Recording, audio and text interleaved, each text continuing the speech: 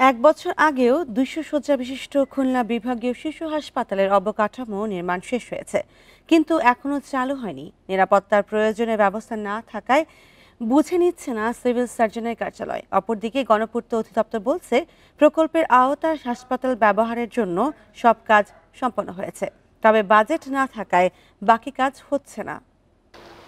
খুলনায় ২০০ শয্যার বিভাগীয় শিশু হাসপাতাল নির্মাণ প্রকল্প একনেকে অনুমোদন পায় ২০১৭ সালে। প্রথম ধাপে ব্যয় ধরা হয় ১১৪ কোটি টাকা।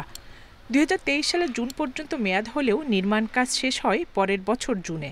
এরপর এক বছর পেরিয়ে গেলেও এখনও সেই ভবন হস্তান্তর হয়নি।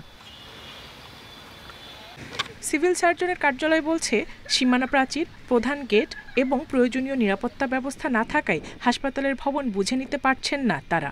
সীমানা প্রাচীর, মেইন গেট নির্মাণ এবং সিকিউরিটি ব্যবস্থা হবে, তখন আমরা ভবনটি বুঝে নিতে পারবো এবং এর পরবর্তীতে স্বাস্থ্য মন্ত্রণালয় আমাদেরকে এখানে লোকবল নিয়োগ দিবে। লজিস্টিক সাপোর্টগুলো দিলেই আমরা শিশু হাসপাতাল পূর্ণদমে কাজ করার প্রক্রিয়া করব বলে আমরা আশা করি।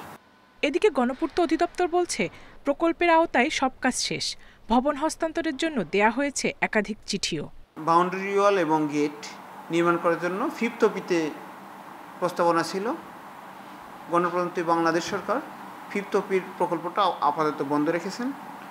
পরবর্তীতে এই বাকি অংশটুকু বাউন্ডারি ওয়াল এবং গেটটা অন্য প্রকল্পের মাধ্যমে অন্তর্ভুক্ত থাকলেও কাজটি বাস্তবায়ন করা সম্ভব হবে।